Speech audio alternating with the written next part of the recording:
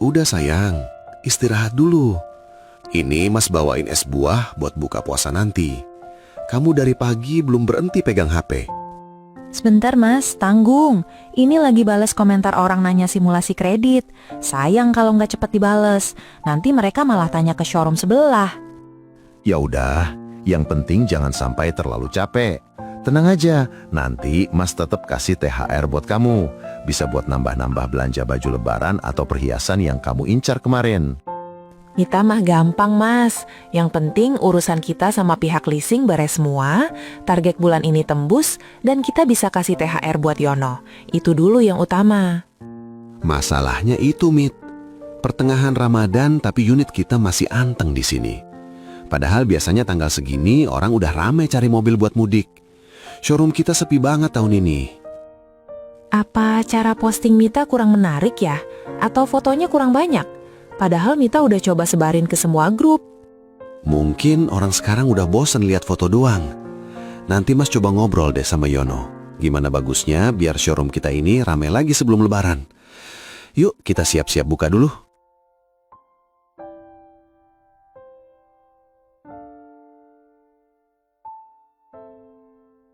Ku yang lama di sini menjagamu tak patah hati.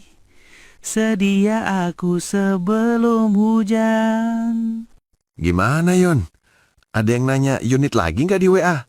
Kok showroom kita makin hari makin sepi aja ya? Padahal bentar lagi lebaran. Ya gitu teh bos, masih sepi. Orang sekarang udah jarang lihat foto di grup Facebook. Sekarang zamannya video pendek bos. Nih ndelok dulu. Lihat deh bos, konten joget-joget begini yang lagi viral. Langsung rame yang nanya harga. Coba kalau Mbak Mita mau begini, pasti showroom kita langsung meledak, mesti rame bos. Mita? Ah, nggak mungkin dia mau Yon. Kamu tahu sendiri kan Mita orangnya gimana? Dia pemalu. Mana bakalan mau joget-joget depan kamera begitu? Ya udah, kalau Mbak Mita ndak mau pun jangan dipaksa, bos. Tapi saya ada kenalan nih yang biasa bikin konten video promosi kayak gini. Gimana kalau kita coba panggil dia aja buat bantu? Ya udah, kalau emang ada orangnya, coba aja panggil dulu. Yang penting showroom kita rame lagi sebelum lebaran. Pusing saya lihat unit nggak gerak-gerak gini.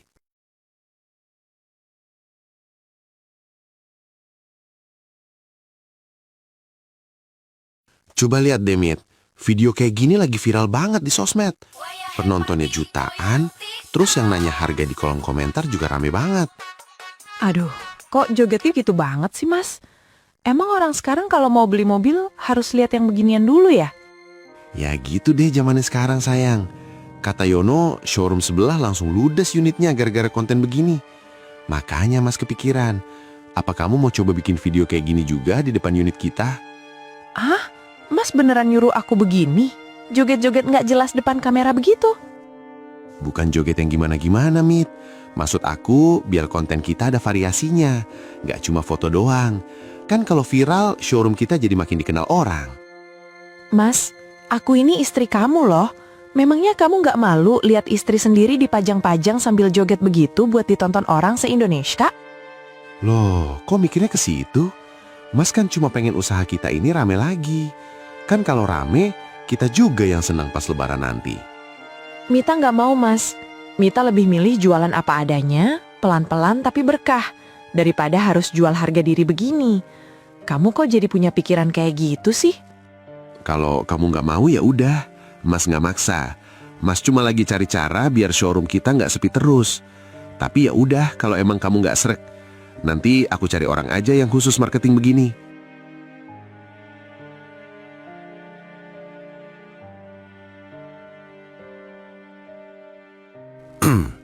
Jadi kamu yang katanya mau bantu urus konten showroom saya? Namanya siapa tadi? Di WA namanya beda soalnya. Iya Pak Putra, nama asli saya sebenarnya Septi Nur Aini. Tapi kalau lagi di depan kamera, panggil aja Vanessa. Biar lebih dapat feel artisnya gitu Pak. Septi Nur Aini jadi Vanessa. Waduh, jauh banget ya bedanya. Tapi kamu lucu juga ya bisa kepikiran nama begitu. Ih, Pak Putra, ya kan biar gampang diingat orang, Pak. Kalau Septi mah udah pasaran. Kalau Vanessa kan lebih glowing kedengerannya. Ada-ada aja kamu. Ya sudah, intinya kamu mau kan jadi sosial media marketing di sini? Udah tahu kan harus gimana? Yang saya minta ya kayak video-video viral itu. Udah paham banget, Pak. Pokoknya Bapak tinggal terima beres. Bapak sediain mobil yang paling kinclong, nanti biar saya yang goyang di depannya sampai netizen pada antri mau beli. Oke, saya pegang omongan kamu ya. Yang penting showroom ini rame lagi sebelum lebaran. Saya udah pusing lihat unit nggak ada yang laku-laku. Tenang aja, Pak. Selama ada Vanessa, saya jamin showroom ini nggak bakal sepi lagi. Pak Putra juga jadi nggak bakal bosen deh kalau ke kantor tiap hari.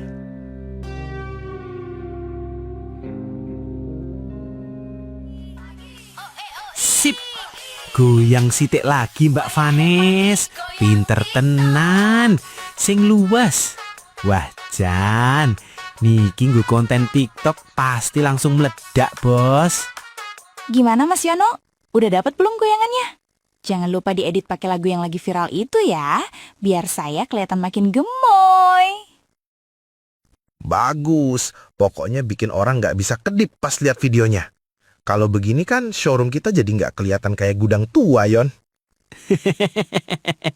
Bener banget, Bos. Lihat nih videonya. Mbak Vanessa-nya dapat, mobilnya juga dapat. Mesti banyak yang japri nanya harga niki, Bos. Bisa aja kamu, Yon. Memang beda ya kalau yang promoin orangnya seger begini. Lucu juga ya kamu, pinter milih orang. Makanya Pak Putra, jangan pusing-pusing lagi. Selama ada Vanessa, stok mobil di sini pasti cepat habis. Tapi jangan lupa ya Pak, kalau laku, bonusnya harus spesial buat Vanessa ya. Beres, apa sih yang nggak buat kamu? Yang penting rame dulu ini showroomnya.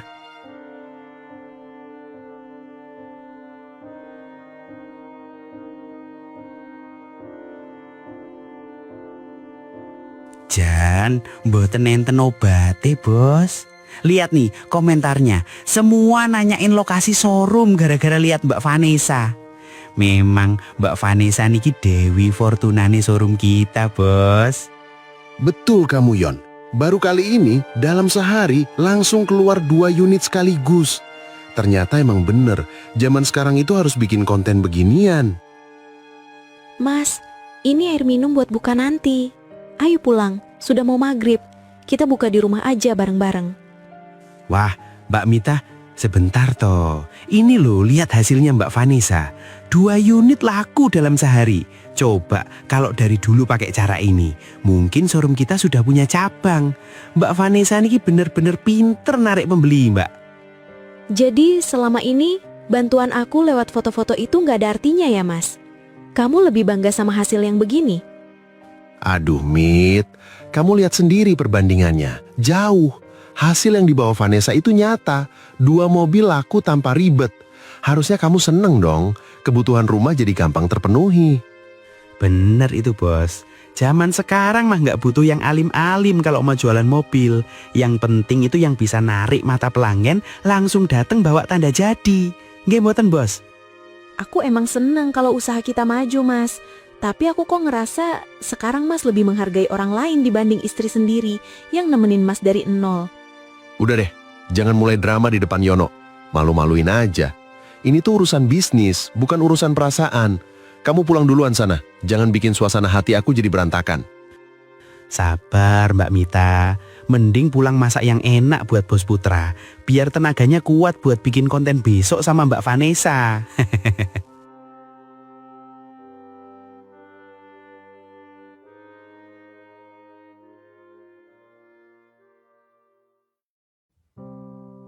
Mas Putra kok jam segini belum pulang juga? Kenapa sekarang sering pulang malam? Dulu sesibuk apapun, dia selalu usahain buka puasa sama tarawih bareng aku. Kenapa sekarang semuanya terasa beda? Apa rumah ini udah gak bikin kamu nyaman lagi? Apa aku yang salah karena gak bisa bantu cari uang sebanyak itu?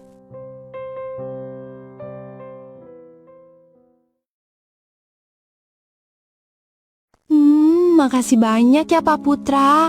Vanessa jadi nggak enak. Tadi niatnya cuma mau menemani Bapak cari udara segar, malah dibeliin pas bagus begini. Halah, cuma segitu aja kok. Itu nggak sebanding sama kerja keras kamu buat showroomku, Van. Baru kali ini saya ngerasa benar-benar dimengerti. Istri di rumah mah cuma bisa ngomel sama minta pulang terus. Nggak paham perjuangan saya di sini. Sabar ya Pak. Aku sedih dengar Pak Putra yang hebat begini kurang dihargai di rumah. Padahal kalau aja aku istrinya Pak Putra, pasti udah aku manjain terus tiap hari. Aku bakal pastiin Pak Putra nggak bakal ngerasa capek sedikit pun.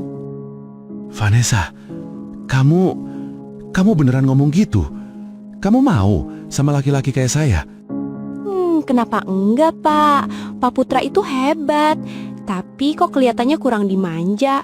Vanessa jadi pengen banget ada di posisi itu. Jagain Bapak, dengerin cerita Bapak. Bukan cuma disuruh pulang terus kayak yang di rumah. Baru kali ini ada yang bicara begitu ke saya, Van. Mita, dia nggak pernah paham perasaan saya. Udah, jangan bahas itu lagi. Malam ini kan malam kita. Bapak udah ajak Vanessa jalan-jalan. Udah kasih tas bagus ini. Vanessa ngerasa jadi wanita paling spesial. Kamu emang spesial, Van. Saya jadi berat mau pulang. Ih, Bapak harus pulang dong. Biar besok pagi kita bisa ketemu lagi.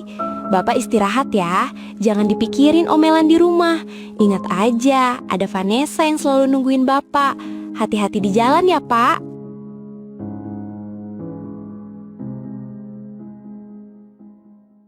Mas, jam segini kok baru pulang? Teleponku juga gak kamu angkat. Aku tungguin di meja makan sampai makanannya dingin. Aku kan udah bilang, di showroom lagi banyak urusan. Kalau sudah jam segini, ya kamu tidur aja duluan. Gak usah dibikin ribet pakai nunggu segala. Gimana aku bisa tidur tenang, Mas? Tadi pas pengajian sore, aku malu banget. Ibu-ibu di sana pada bahas konten showroom kamu yang isinya joget-joget terus. Aku ini istrimu, Mas. Walah, cuma karena omongan ibu-ibu pengajian itu. Mit, mereka itu nggak paham bisnis. Konten Vanessa itu yang bikin unit kita laku keras bulan ini. Tapi ini bulan Ramadan, Mas. Masa kontennya begitu? Bukannya cari berkah, kamu malah biarin orang-orang dapat dosa gara-gara tontonan gak benar di showroom kita. Dah lah, nggak usah dengerin omongan orang nggak jelas. Yang penting uang bulanan kamu lancar kan?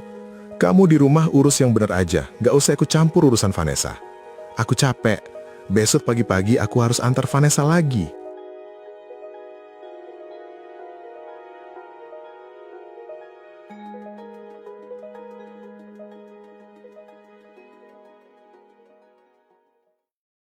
Waduh, bos.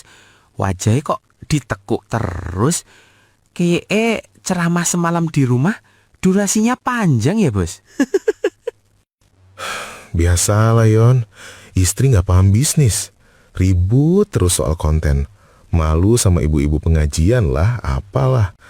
Padahal dia nggak tahu pusingnya jualan mobil kalau nggak laku-laku.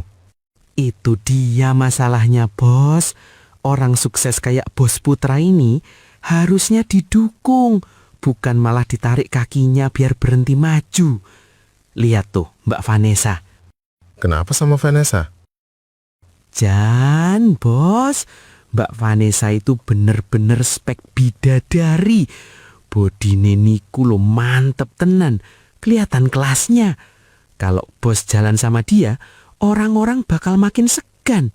Cocok banget jadi nyonya showroom, pendamping Bos Putra. Hus, ngawur kamu, Yon. Dia tuh karyawan kita. Loh, karyawan kan bisa jadi lebih, bos. Daripada di rumah cuma dapat omelan dan wajah kusam, mending fokus sama yang seger begini. Mbak Vanessa ini bawa hoki, bos. Lihat aja, sejak ada dia, showroom kita makin mahal auranya. Jangan sampai lepas, bos.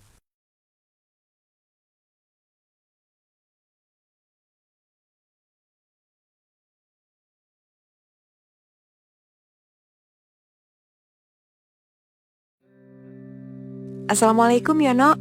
Mas Putranya ada? Ini saya bawain makanan buat buka puasa di sini. Waalaikumsalam. Waduh Mbak Mita, telat datangnya. Pak Putra baru aja berangkat sama Mbak Vanessa. Katanya mau buka puasa bareng di resto hotel depan. Mau ngerayain bonus penjualan katanya. Buka di resto. Tapi Mas Putra nggak bilang apa-apa sama saya, Yon. Ya, namanya juga bos, Bu. Lagi pengen suasana baru yang nggak ngebosenin. Apalagi Mbak Vanessa lagi seneng banget. Baru aja dapat kado tas mewah dari Pak Putra. Katanya sih, tanda terima kasih udah bikin showroom makin rame. Tas mewah? Mas Putra beliin Vanessa tas? Iya, Bu. Harganya lumayan lah buat cicilan motor saya. Daripada mubazir itu rantangnya dibawa balik, mending buat saya aja lah Mbak ah. Kasian kan Mas Putra udah makan enak di resto, masa disuruh makan lauk rumahan lagi. Gak level lah Bu. Nggak usah, Yon. Biar saya bawa pulang aja.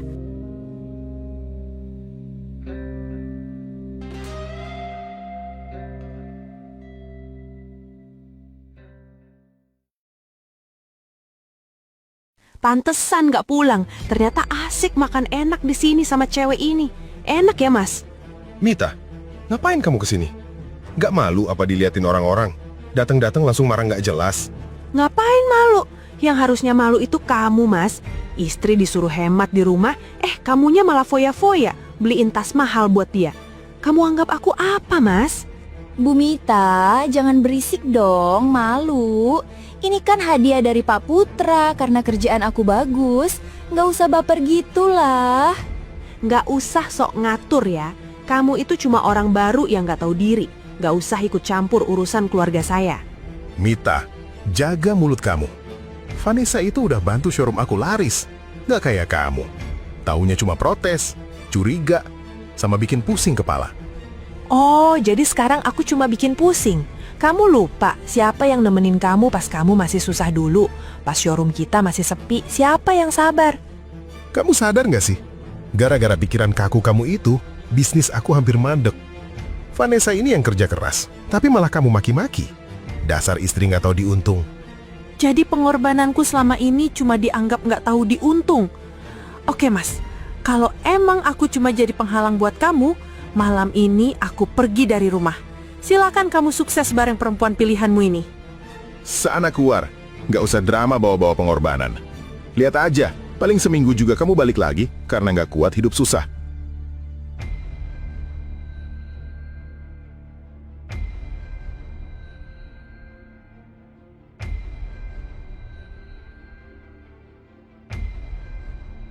Waduh bos, jangan terlalu dipikirin lah omongan Bu Mita. Orang sukses itu wajar kok dapat ujian dari rumah sendiri.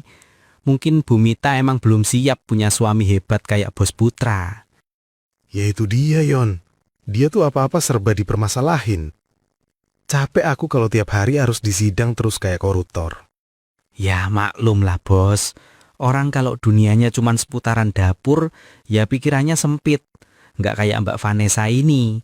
Paham mana yang bisnis, mana yang hobi. Jauh lah kelasnya. Sabar ya sayang. Maksud aku Pak Putra. Bapak itu butuh ketenangan supaya pikirannya fresh lagi. Jangan sampai masalah rumah ngerusak rezeki kita di sini. Bener kata Mbak Vanessa bos. Mending bos istirahat aja dulu beberapa hari. Liburan atau nenangin diri di mana gitu. Biar showroom ini saya sama Mbak Vanessa yang pegang sementara. Bos tenang aja, semua kerjaan bakal beres di tangan kita. Iya, Yon. Aku emang butuh tenang sebentar. Tolong showroom ini kalian jaga ya. Aku percaya sama kalian berdua.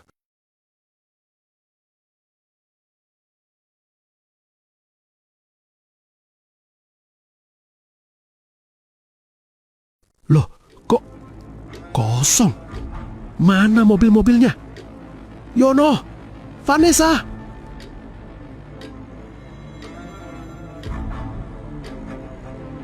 Yono, keluar kamu. Jangan bercanda ya. Ini mobil-mobil kemana? Ayo angkat, Yon, angkat. Kacau. Nomor yang Anda tuju tidak aktif. Vanessa, Kamu di mana? Gila, semuanya nggak aktif. Kemana mereka semua? Gak mungkin mereka tega khianati aku. Aku sudah kasih kepercayaan penuh. Di mana kalian?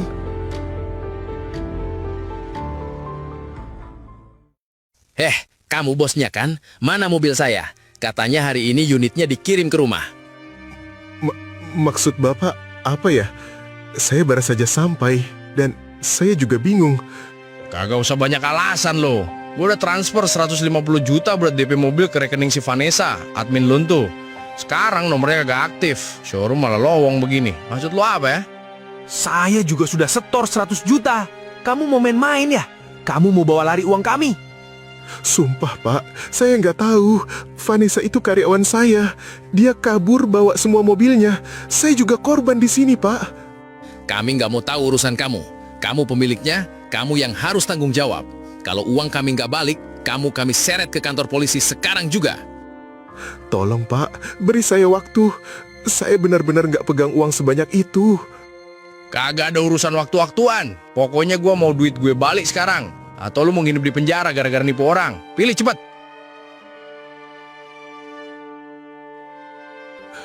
Halo, Mit. Ini aku, Putra. Tolong jangan dimatiin dulu, Mit. Mas mau minta maaf. Aku benar-benar minta maaf atas semua kelakuan aku selama ini. Ada apa lagi, Mas? Bukannya kamu udah bahagia sama pilihan kamu yang jago joget itu? Aku habis ditipu. Yono sama Vanessa bawa kabur semua mobil dan uang DP orang-orang. Mas gak punya apa-apa lagi sekarang. Semua habis, Mit. Habis. Terus, sekarang kamu mau apa? Mas udah jual showroom itu buat ganti rugi ke orang-orang, Mit. Aku gak punya apa-apa lagi.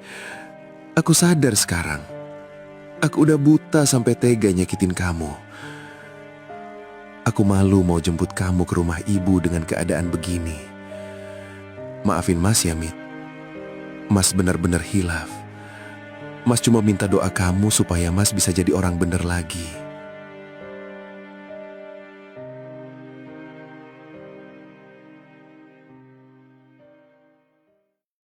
Gimana sayang? Enak kan liburan pakai uang hasil keringat si bos mobil itu?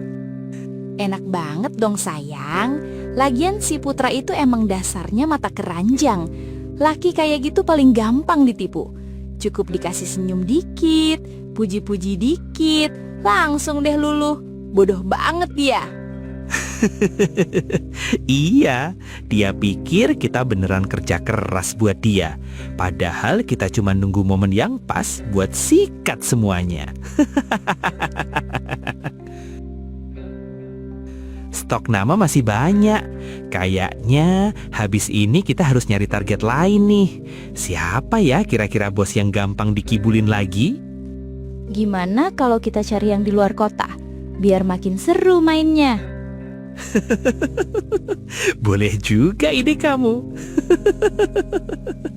Selamat tinggal Putra. Selamat menikmati kemiskinan lu.